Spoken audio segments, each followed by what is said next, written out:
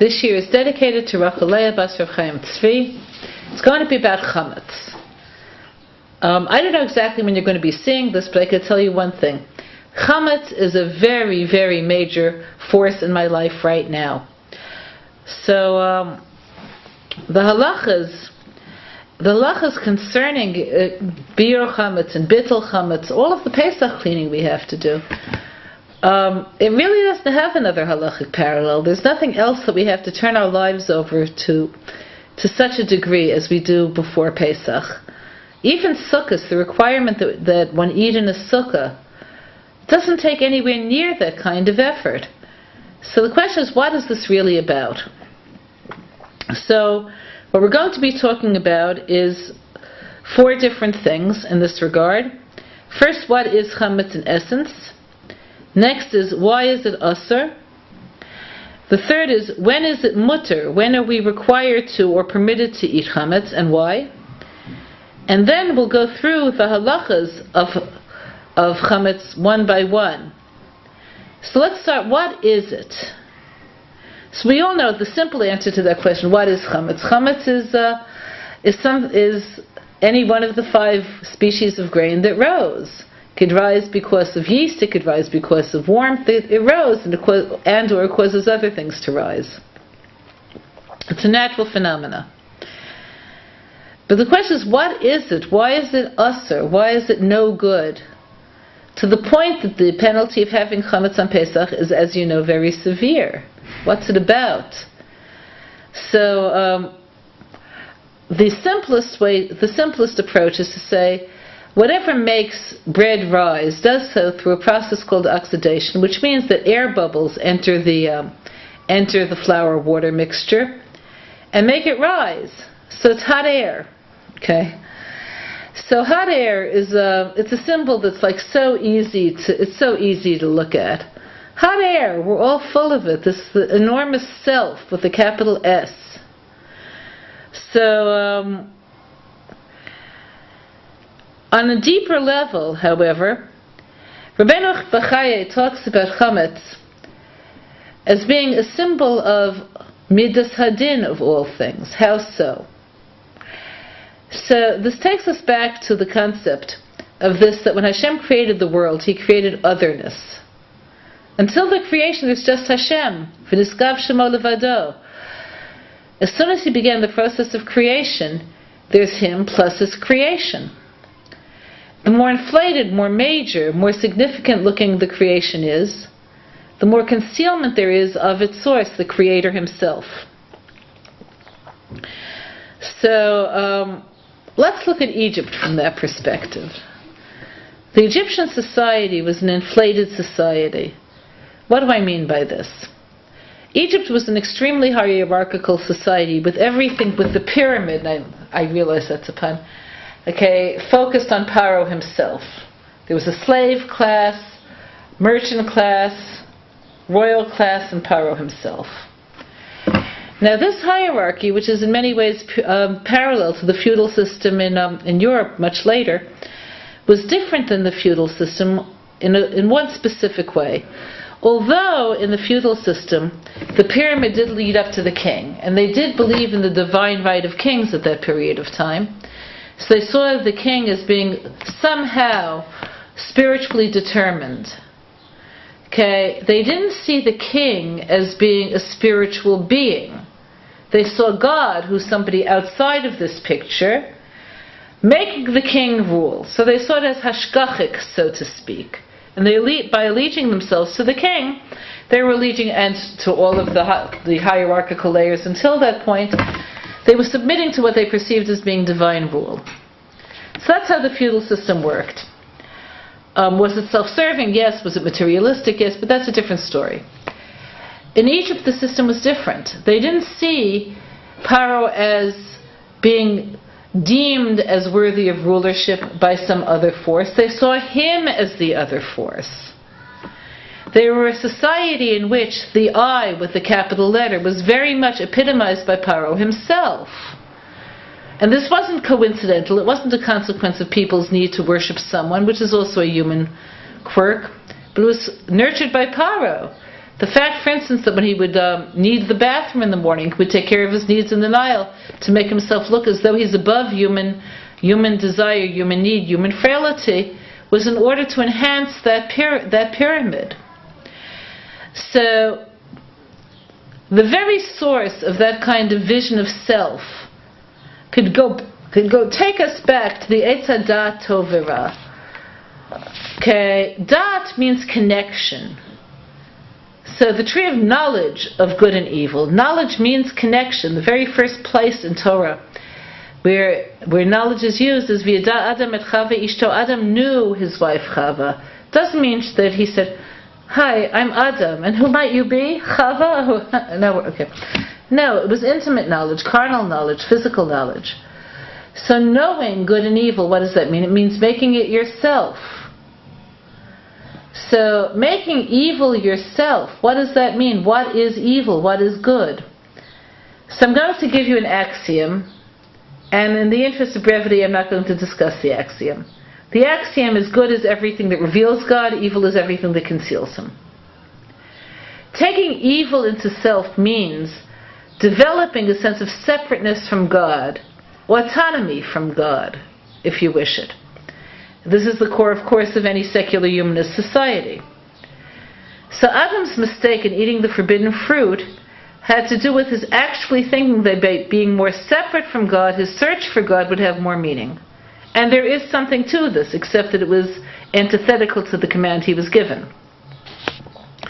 Let's compare this mentality of separateness from God into next generations. What do we see?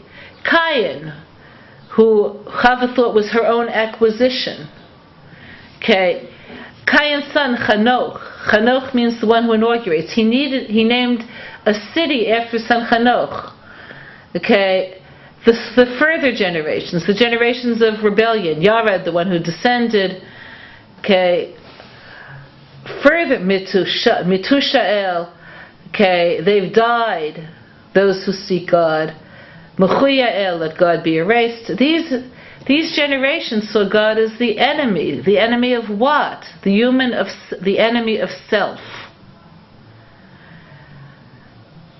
Okay, so Hashem created the world for a purpose, and He's committed to it, not letting it be defeated. So people were given more and more chances and failed. There was the generation of the flood, the generation of the Tower of Babel. These were two sorts of failures. The generation of the flood failed primarily because of sexual desire defining their lives, which is a very selfish and exploitive lifestyle when you think about it. The generation of the Tower of Babel had ego, the desire to conquer the heavens, the very heavens themselves defined them. So those generations failed. And their failure was reflected again of man wanting to see himself as the ultimate creator. What does this have to do with chametz? So what God did in Egypt was to literally knock them flat, deflate them, humble them. So Hashem's severity of justice that was used against the Egyptians didn't have just to do with bringing the Egyptians to a state of tikkun. It had to do with the Jews learning something. The something that they learned is purity, is humility, is humbleness before God. So because of this, we refrain from chametz. Okay, taking this idea further, so now we know what it is. And this is of course hinted at in the word chametz. You're all familiar with the remez of the words chametz and matzah. They're the same letters, except that chametz has a chet, matzah has a hey. It's only a little nekuda that turns matzah into chametz, and that little nekuda is called self. This remez indeed is in the Zohar in Parshas Pinchas, and the point there is that nekuda of self is antithetical to the nekuda of godliness and life force that we're meant to feel connected to. Okay, so the Isser chametz, let's go on and talk about that. So the Bal HaKedah talks about chametz being manifested by what he would call chamutz hadat v'hamaseh. So it means corrupting the way one thinks and the way one does. Okay, through self, through not wanting to do anything that isn't self-serving. So I'll give you a concrete example of this. There are mitzvot that are more popular and mitzvot that are less popular. So chesed is a very popular mitzvah. Tznius is a very unpopular mitzvah. Another example. Big name tzedakah is a popular mitzvah. Honesty in business is an unpopular mitzvah. There are a lot of them. I could tell you what will always make a mitzvah popular. Self-actualization.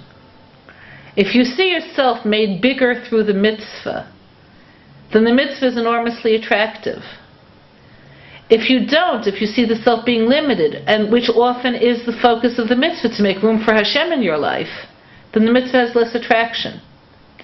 So what do people do on this basis? What they do is they tend to select the mitzvah that they like the best, and ignore or minimize their commitment to the mitzvahs that they like the least. And when we look at our world today, we see a lot of that sort of chametz. Am I in it or am I not? So let's look at tznius and business ethics for a moment. What attracts a girl to a girl with a serious Jewish education? To an outfit that's clearly not tznius, even if halachically it may be tznius.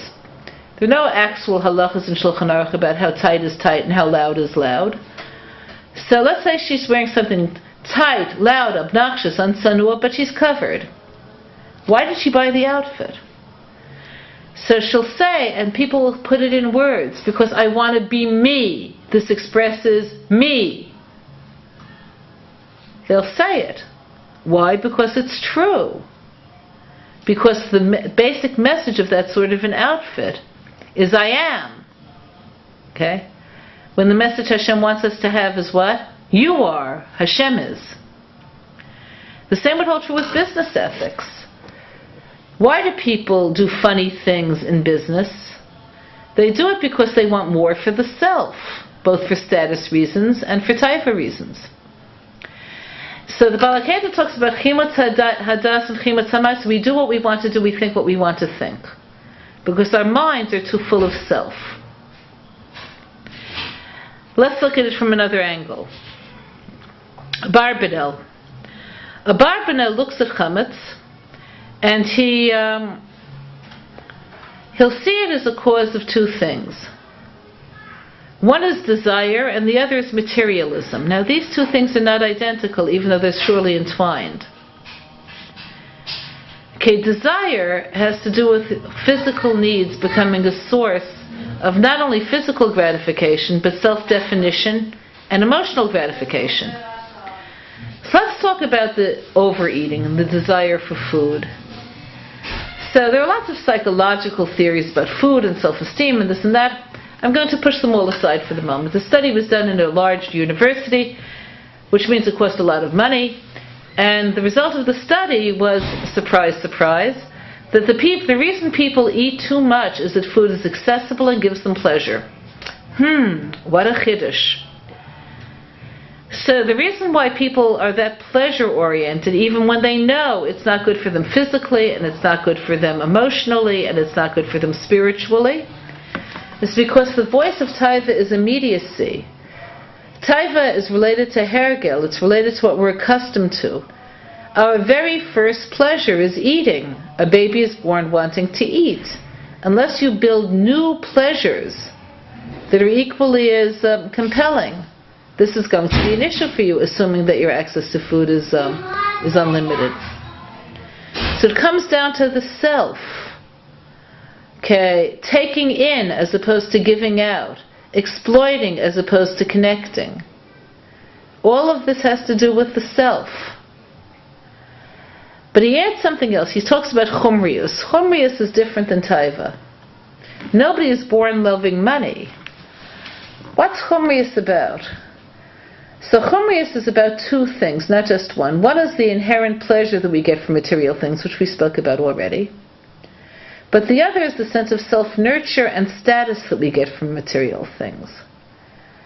I remember there was a time I was an avid reader of The New Yorker, and at that time, I haven't read it in a long time, but at that time, one of the regular advertisers was Mark Cross pens, which some of you may have heard of, some of you may not have.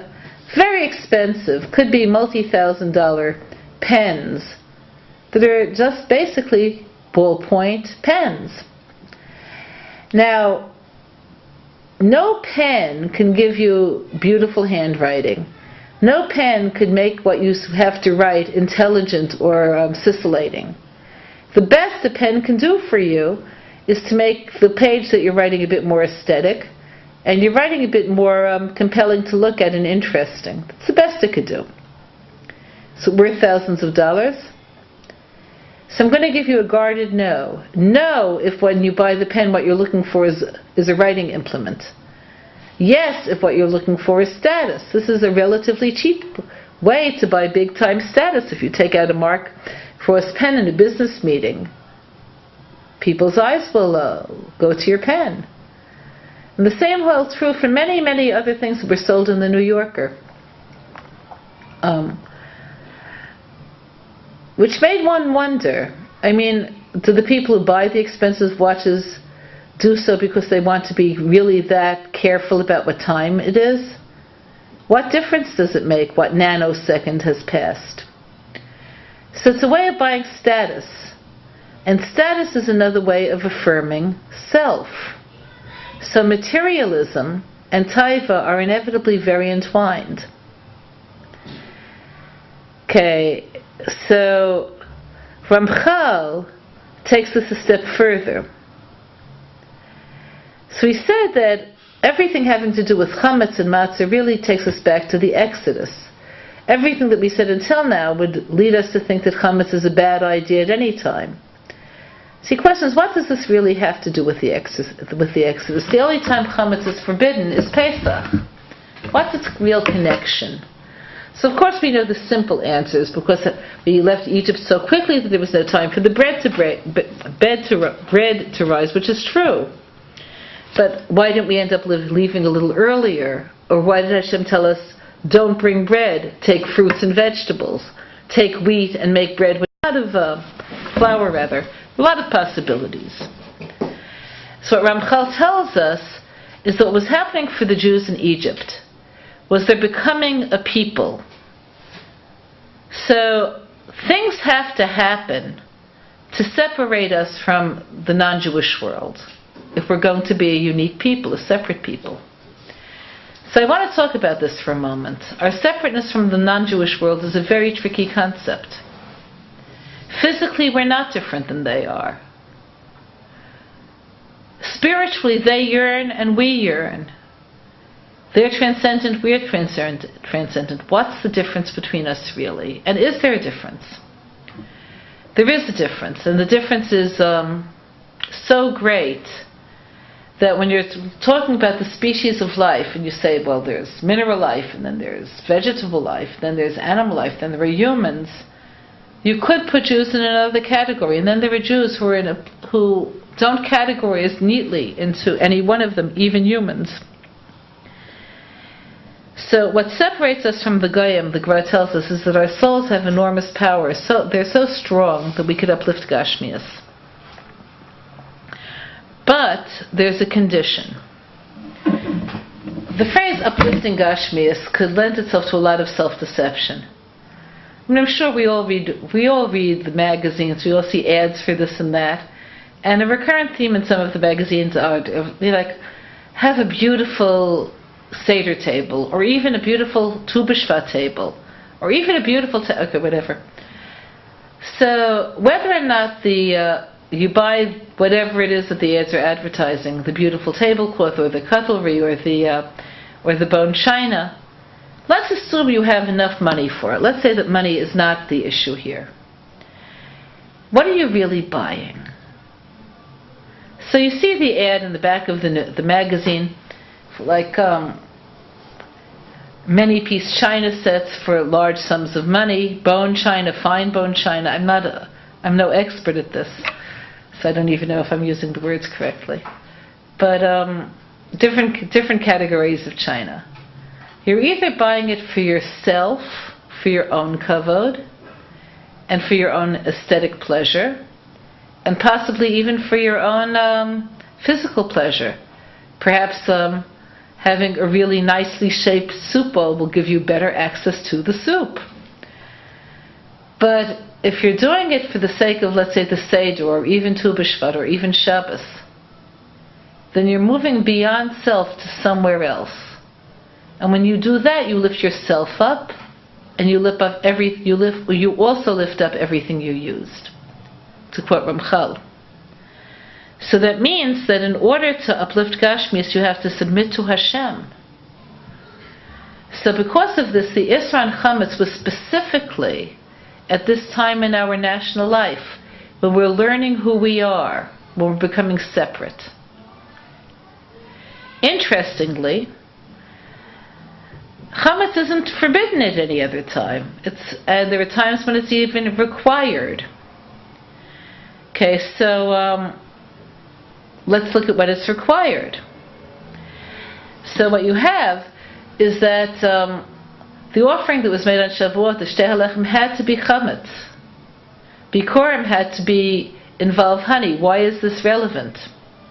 It says explicitly in the Torah that the rule is, the general rule, to which this is an exception, is Kol Sa'or V'chol V'la Shlo Taktivenu Imenu Isha LaHashem. You don't make anything out of chametz. You don't make anything out of dvash. In this case, dvash means from dates, not from bees, which wasn't in any case used then. So what's this about? It's about the possibility of ruining even a sacrifice if your intent is your own fulfillment. So one of the things that you find interesting when you read, or if you hear through the Mishnayot, about when a korban is acceptable and it's not, in the extreme diuk about if it's in the wrong place, if it's in the wrong time, if it's in the wrong place, if it's in the wrong time. If you were thinking of the wrong time, if you were thinking of the wrong place, what does that all translate into meaning? If you were thinking about I want it, how I want, and where I want, and when I want, then it's no good. It's no good as a korban. You've ruined it. So therefore, no chametz and no dvash. No artificial sweeteners here. The sweetness has to be the sweetness of the experience. However, on Shavuot, everything is different. It has to be bread, and there has to be bikurim, which include dates. So what's going on? So the idea is the Torah gives you the means. If you've made yourself separate, if you think of yourself as having a different defined destiny than that of the Goyim, so what Torah does is it gives you the tools to uplift Gashmias. That means that you're supposed to enter the world of chametz.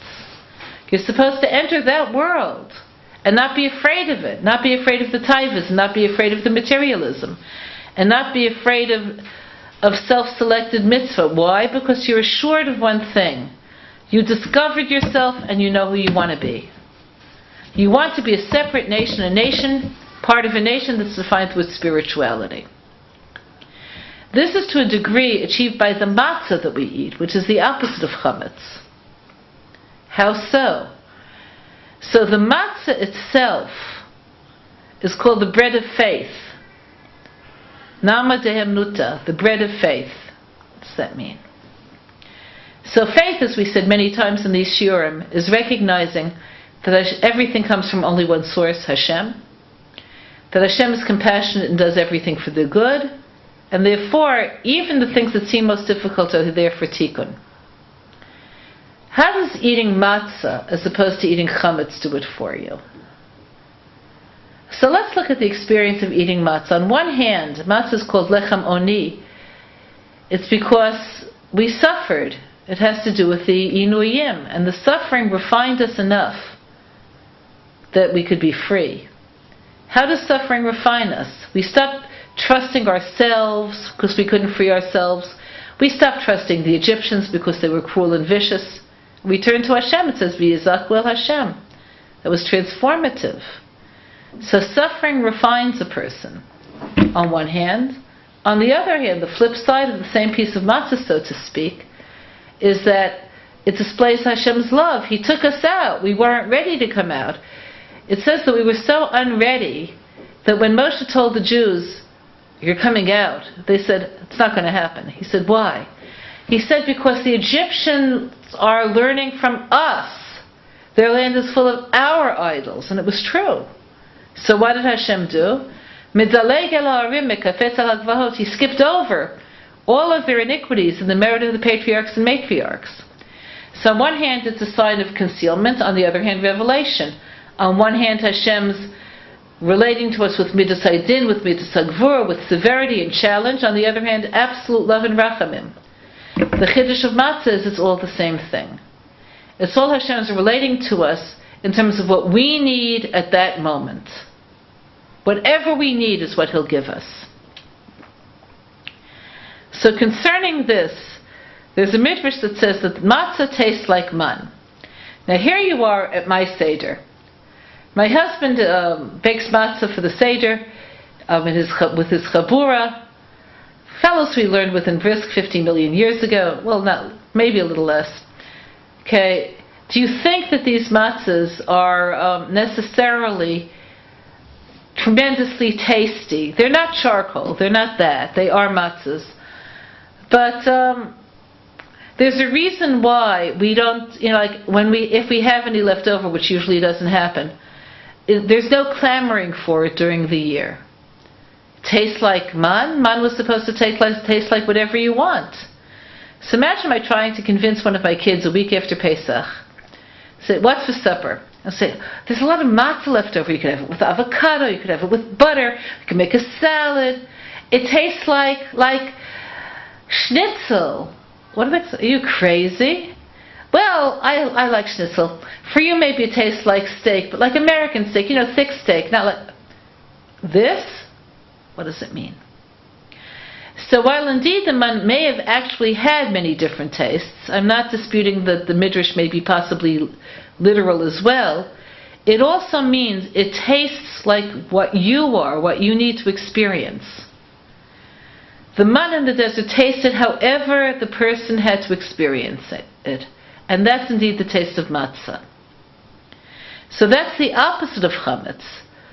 Matzah has to do with seeing everything as being reflective of Hashem. Chametz has to do with seeing everything as reflective of the great self. Okay, so matzah bring you ideally to anava, to yira, to emuna. And chametz takes you to its opposite. So the question is, do we have real access to that, to emuna, to anava? Is that really who we are? So I'll tell you the beginning of one of Reb Nachman's most famous stories, the story of the lost princess. The very beginning is, once there was a king, and the king had 6 sons and a daughter. And one day, for reasons that nobody knows, the king said, may the evil one take her, and she was gone, and everyone searched for her. Till the king, who is Hashem in the mashal obviously, appoints his second in command, the human soul, to look for her. Let's just look at this fragment of the story. In this fragment, what you have is that the king, who is hinted Hashem, has 6 sons, 6 middos, that are symbolized by various colors, various styles, various ways of being, and a 7th middah, which is called Malchut. Malchut means the ability to put the crown on Hashem's head, to reflect Him, to reflect, not to be or to do. So, he loved the daughter very dearly. But then he sent her through the evil ones to the world, and she has to be searched for. So the 7th one, Malchut. Malchut is the source of Yirat Shamayim, seeing Hashem and not yourself. Of Emunah, seeing His control and not your own.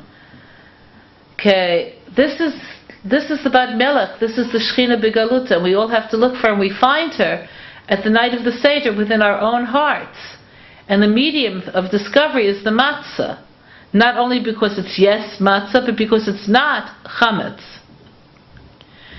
So with this in mind, let's look at some of the halachot that concern how we actually approach getting rid of chametz and eating matzah. So the Bal HaKedah points out that there are 3 mitzvot that we observe via getting rid of the chametz. The first is nullifying it in one's heart, where in one's heart and mind you say, if there's any chametz here in my home, I don't want it, I don't own it, I have no relationship to it.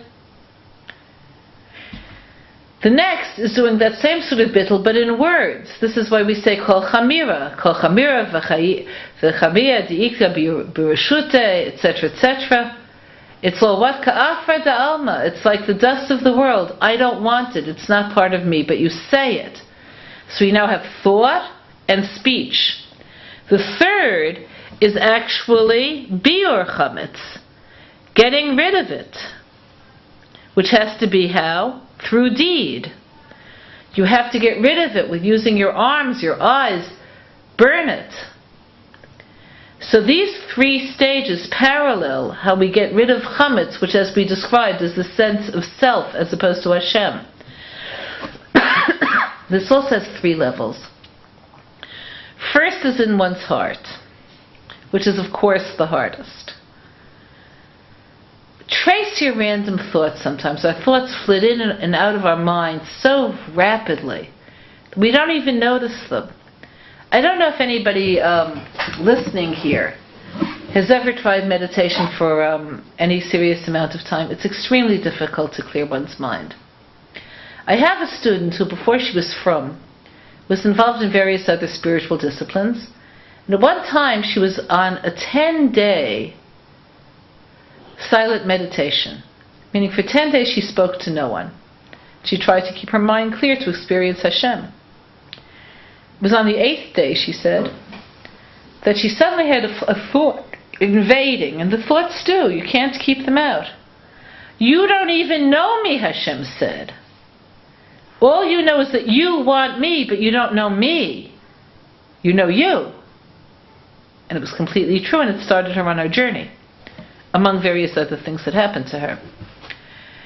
So, seeing in one's mind's eye that Hashem is in control, that means negating all of the thoughts that have to do with envy, that have to do with competition, that have to do with self-centrality, that have to do with feeling threatened by other people's success. All of it has to go. You have to get rid of it. The second is in your mouth. You have to change your vocabulary. There are people who can't talk about anything except themselves and their achievements. You have to talk about other people, about Hashem's glory, not about yourself. Don't talk about your achievements at all unless there's a real reason to do so. And even then minimize. Don't say more than you have to say, not because it's bad for other people to hear it, and because of that you could sometimes say it, but it's bad for you to have an unrealistic picture of yourself in which you're the center of the universe. And the final is deeds. You have to get rid of the chametz practically from your soul. How do you do this? So he takes us back to the halacha, bodkim l'or haner. You have to examine by a candle. So you can't examine your home by the light of the sun. You have to use an actual flame, a flashlight.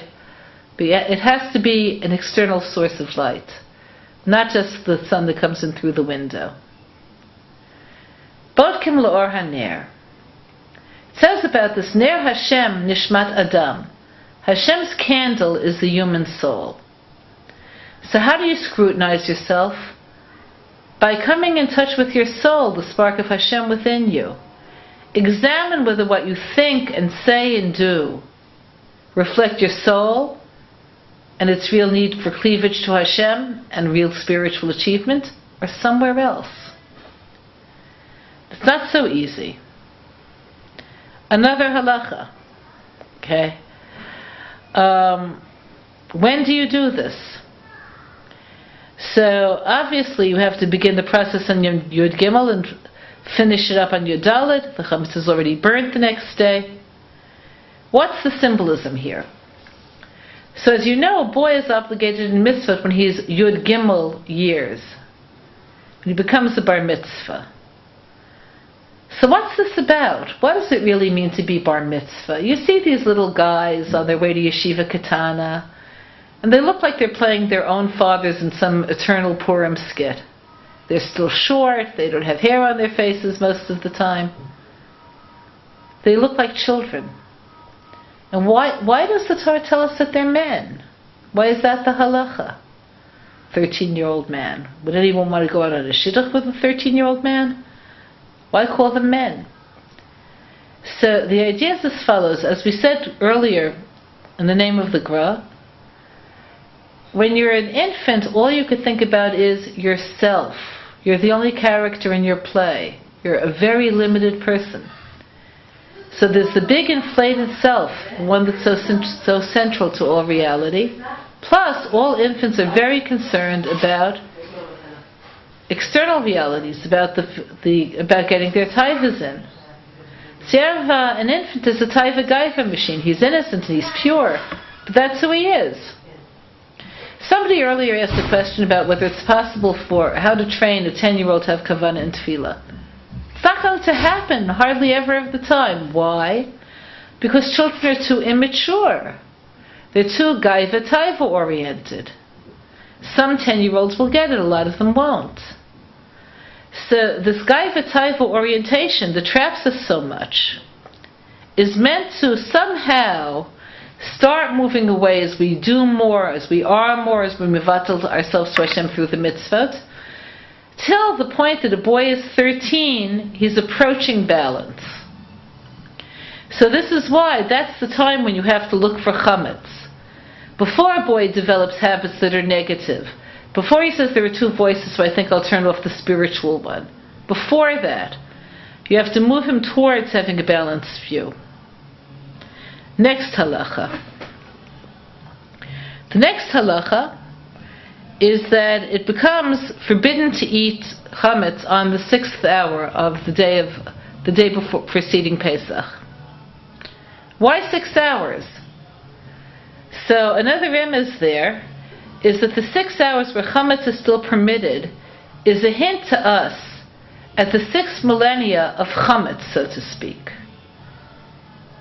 What do I mean by the 6th millennia of chametz?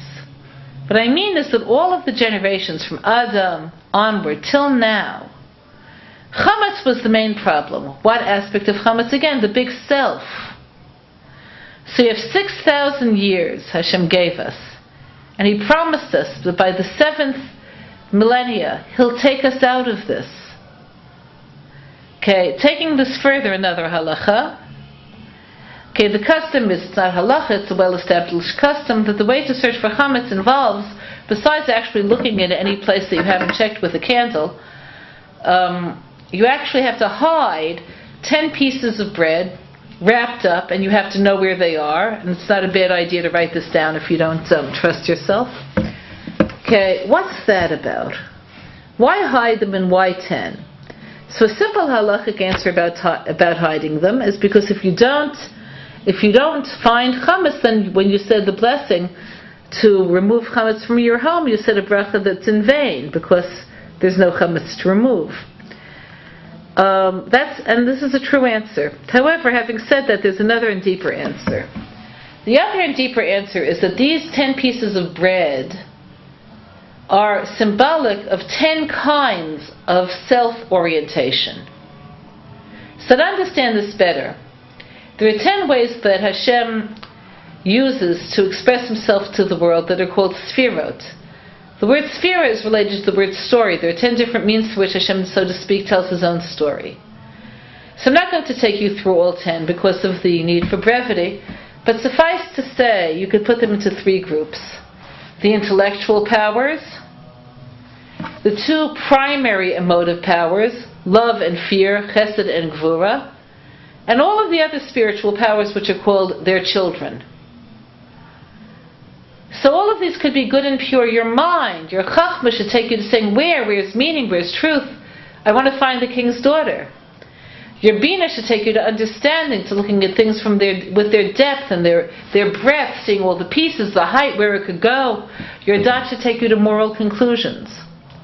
Now I'm going to put in the critical words. Or not. Or not.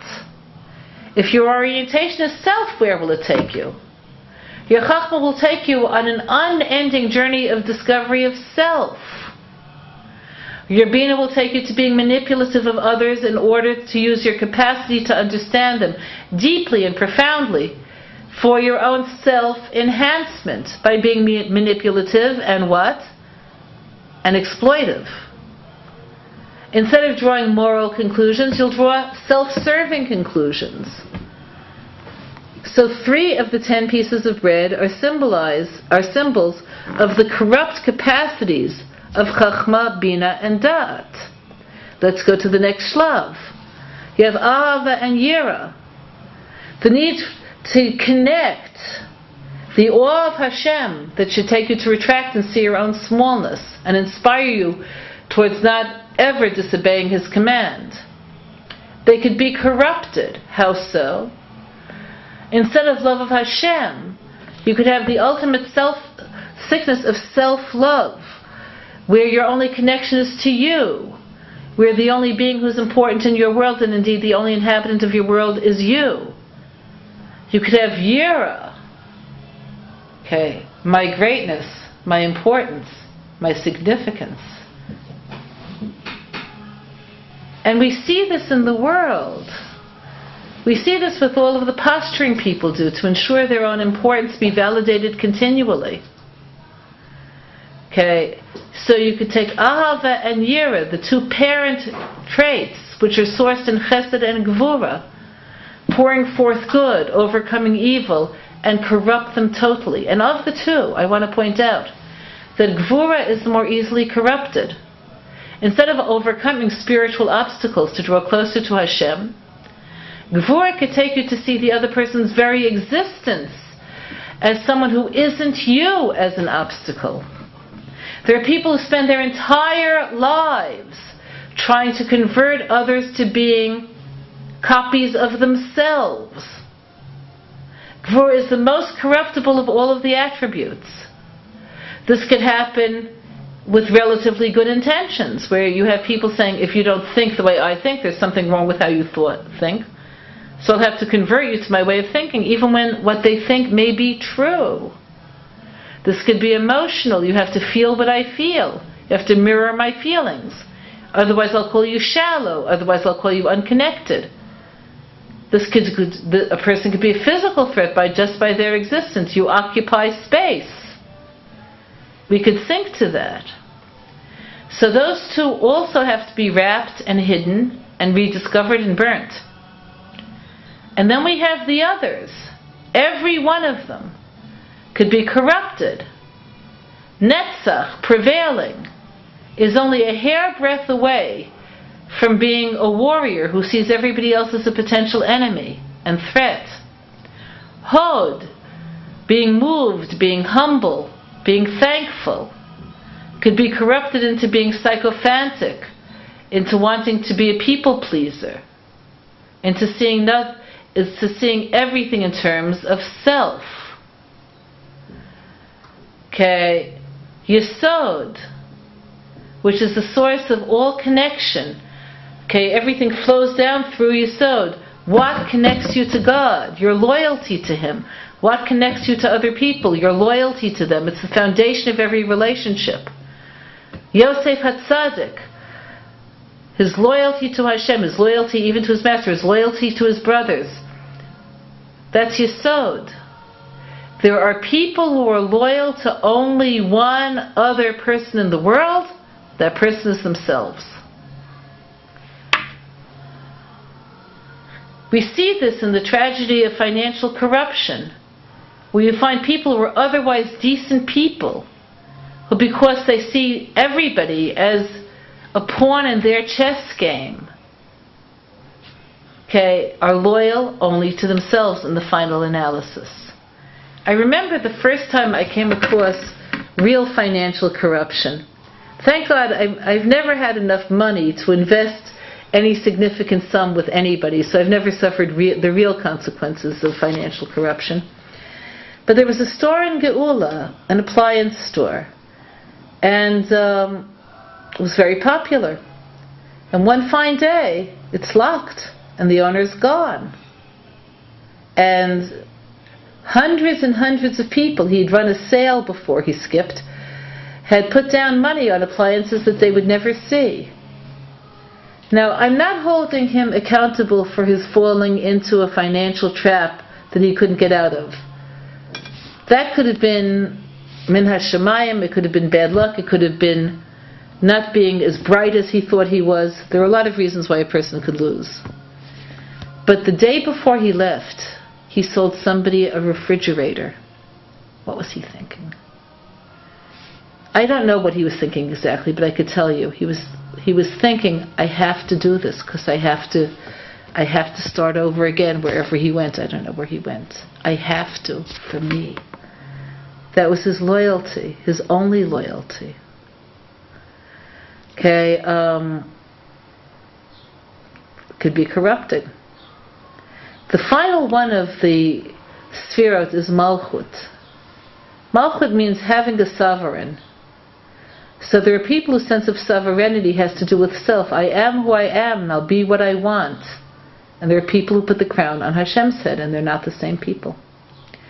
So you have to take all of these different Sfirot Sa'abusa, unholy Sfirot, all of which stem from, again, being oriented towards self, and conceal them and discover them by the light of the candle, by the soul's own enlightenment. And then what happens to them? They have to be burned. Why burned? So in general, when we talk about different middos, we talk a lot about redirection. With Gaiva, though, it's hard to redirect. Now what do I mean? Because there are different kinds of Gaiva. Maharal seems to say the opposite. He seems to say, well, we all have to have a sense of self. Without a sense of self, who are we? What could we give? What could we do? So what he says is, if a person, let's say, does some self-examination, some self-exploration, he discovers that he speaks a lot of Lashon Hara, which comes from Gaiva, as we all know. I have to assert my superiority, I have to be central, I have to be in the know, whatever. So he says, don't say, I won't have a need for asserting self. Find a different way. Become famous for doing something that's a real achievement, whatever. So there's a difference, though, between having a sense of self and being a Bal Gaiva. There's a difference between chametz and self-esteem. What's the difference? The voice of self-esteem is Hashem has given me, and I'll use it, and I'll enjoy it, and I'll take pleasure in it. And I'll have a self, and it's a blessed self, a good self, a connected self, and I'll thank Hashem for it with every breath. That's high self-esteem. High self-esteem is what inspires people to do things that are really important, that are real achievements. The belief that I could do it comes from somewhere. And then there's what? Then there's Gaiva. What's that? I'm superior. Superior both to God and to man. I'm autonomous. I'm autonomous both from God and man. High self-esteem and Gaiva are not the same thing, nor are they even really similar. Gaiva has to be destroyed. It has to be burnt. Why burnt? So as you know, there were 4 different punishments that a halachic court had the authority to administer in the days when capital punishment was still a halachic option, which it no longer is. One of them was burning. Now, in fact, this burning wasn't burning on the stake. It involved pouring hot metal down a person's throat, so they died instantly. But it looked horrible. What was the horror of burning about? So the idea is as follows. Again, let's go back to what we said earlier. Ner Hashem nishmat Adam. Hashem's candle is the human soul. When a person does things that are an abomination to Hashem, what does that mean? The Targum for the word abomination, to'eva, is distancing factor, hirchakin, something that makes you distant. What we want is closeness. It's our most passionate and authentic and enduring desire. Initially closeness to other people and ultimately closeness to Hashem. So this passion, the passion for closeness, has to burn the Gaiva. It has to burn anything that impedes to that, with that severity, which is why it was used for those sorts of sins. But especially the Gaiva, let the passion for closeness to Hashem remove all the chametz. So now let's concretize this, at least to some degree. Okay, we're busy Pesach cleaning. So I'm sure that we all more or less have the same method. You know, it comes whenever you begin. For me, serious beginning is right after Purim. For some people, it's the beginning of Adar. For some people, I'm sure it's the day after Pesach, but whatever. Let's assume that you're all on my wavelength. I don't have small children at home, so I don't need as much time as I did earlier in my life when I had to start earlier. So what does it begin with? It begins with by saying, I want to be done by. So I know that I don't like being in the kitchen that much on Pesach. I like having beautiful, good meals in which there are many guests, but I don't like being in the kitchen, so I like to cook and freeze everything beforehand. So I need several days, 2 days, let's say, to cook. And this year is going to be Birkat HaChama, so I can't count on cooking that day. So it means I need to be ahead. My chametz-free days have to begin, let's say, 3-4 days before Pesach. So then there's all the question, and in order to do that, what do I need? I need to have the freezer done, so that could be done this time. I have to have the stove done. I have to have the shelves done. I have to have the walls done in the kitchen, the floor, the electrical fixtures. Everything I own in the kitchen has to be Pesachized. That has to be done that week. And the week before, that means that the living room, the hall, have to be Pesachized. And before that, the bedrooms and the shopping has to be done, etc., etc. We make a plan. Okay, the need for planning is reflective of this. That it says also, Bodkim la'or haner, you have to examine by the light of the candle. So the proof pasuk for the examining is Bochen klayot v'lev. Hashem examines our hearts, our kidneys, which say this yes and that no, our filtering systems. Hashem knows our hearts. He knows the counsel we give ourselves. So as we're doing all of this planning, we have to say our goal is to get rid of the chametz, to get rid of the self. Now realize there's a huge nisayon. The Yetzer Hara doesn't want that to happen. So you have to be practical. I want to get rid of the self. And what's going to happen if somebody enters my pristine kitchen and brings in a crumb? Will I kill them? That's selfless. What if somebody has a different idea of what should happen first and what should happen second? Will I treat them as though they're a non-person? Will I negate them? Is that getting rid of chametz? What's going to be happening the few days before Pesach when I'm cooking? Am I going to be so self-absorbed by my plans that I won't cook for my family so they'll be starving? Is that what's going to happen? So a person has to enter the period of cleaning for Pesach with some firm decisions. No gaiva, that means no anger, because anger and gaiva are twins. No creating bad setups. You know what a bad setup is? When we're tired, when we're hungry, we fall back on our bad middos. You have to plan well enough so that you won't be tired and you won't be hungry. And this has to be in your relationship to your family as well. Don't expect them to help to the point of dropping, and don't expect them to work on no fuel and be happy. So you have to do what you can to see that the period of cleanup before Pesach is joyous and positive, and everybody is working towards a common goal. So food helps, sleep helps, music helps. Little escapes, brief escapes, even if it's just to walk around the block, help.